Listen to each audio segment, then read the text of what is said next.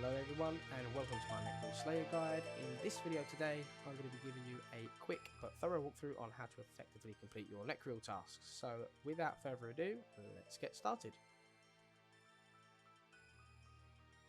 To start off with, you're going to need at least level 80 Slayer, access to the ancient spellbook with level 70 magic for Ice Burst or level 94 magic for Ice Barrage, and finally level 43 prayer to use protect from melee.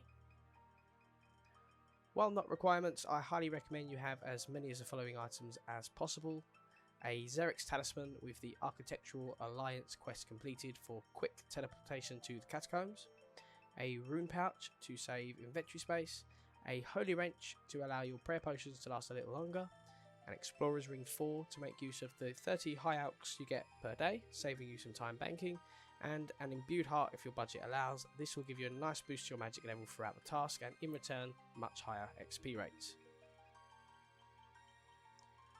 For this task we're going to be slaying greater Nechryaels in the Catacombs of Kourend, which only have a magic level of 1 and 0 defense to magic, making our preferred method of killing these a very easy choice.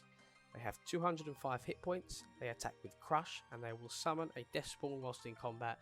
One thing to note about the death spawns is whilst they attack using melee, they will hit through your prayer, so if you've got a low defense level, you're a pure or something, you should definitely keep this in mind. If you have Slayer Superiors unlocked, you should be aware of the superior variant of the Nechryael, which is the Nechryael. This superior shouldn't really cause you a problem as long as you stay away from its melee range, because if you begin to get hit with its melee attacks, it'll start to summon chaotic death spawns. These are highly accurate and they attack with magic, ranged and melee, so the strategy to kill the Nechryael is just to cast from a distance and he won't be able to hit you at all. Moving on now to the inventory and equipment setup. On screen you've got a good overall setup prioritising prayer whilst maintaining a good amount of magic damage and accuracy. The imbued Slayer helmet and occult necklace is very important for the damage bonus. The imbued Mage Arena 2 cape gives us some extra magic damage, however you could of course swap this out for an Arduin cloak 3 or 4 if you'd prefer.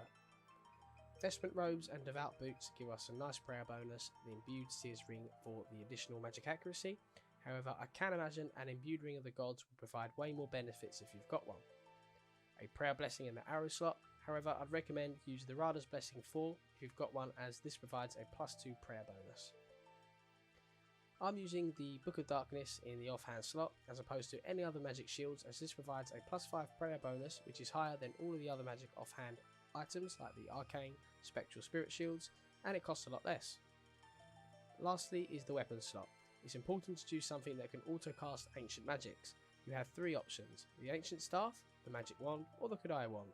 The Kodai Wand is definitely the best choice, however I think a Magic Wand or Ancient Staff does just fine if you haven't got the money. In the inventory you'll need some darts. Any darts will do, as you're only going to be using them to tag the Nechryaels. Personally, I just use iron darts. Prayer potions, I bring 9 to 10 of these. Your rune pouch or runes, the Xerix talisman to get you there, a teleport to get you out, the holy wrench, imbued heart / magic potions, and the explorer's ring 4. I also like to bring bracelets of slaughter to extend my task, however you can replace these with Barrage guards if you don't want to.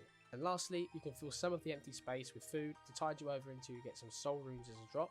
You're going to need these to extend your trip because we're going to be using them for blood spells to heal. To get there, we're going to use the Xerix talisman to Xerix heart, investigate the statue, run north until you get to the blood velds, and follow that cave to the east. You will arrive in the preferred western chamber for the Nechryaels, but there is also another chamber to the east with the same amount of spawns. Make sure your auto retaliate is turned on and you set up your auto casting to use your ice spell. You want to turn on melee protection prayer now, and if you'd like you can use preserve and mystic might / augury. The strategy is to first tag all of the Nechryaels with your darts and then run to a corner like this, where you run between 3 squares. Each tick we will just click the opposite corner and this will stack the Nechryaels on top of each other. Once they're all stacked, all you need to do is start attacking. When there is 2 to 1 Nechryaels left, you can switch back to your darts and repeat the process.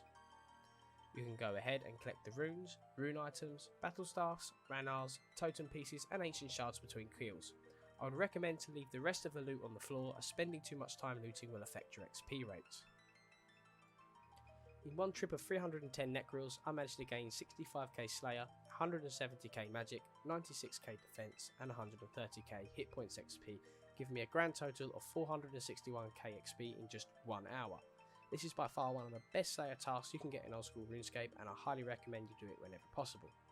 I spent around 1 million runes and prayer potions, however I made back 850k in drops for a loss of just 150k, which, considering the XP gain, I think is well worth it. Thanks for tuning in, guys, and if you'd like to see more guys like this in the future, or have some ideas or content you'd like to see, please just let me know in the comments and I'll see what I can do. Cheers.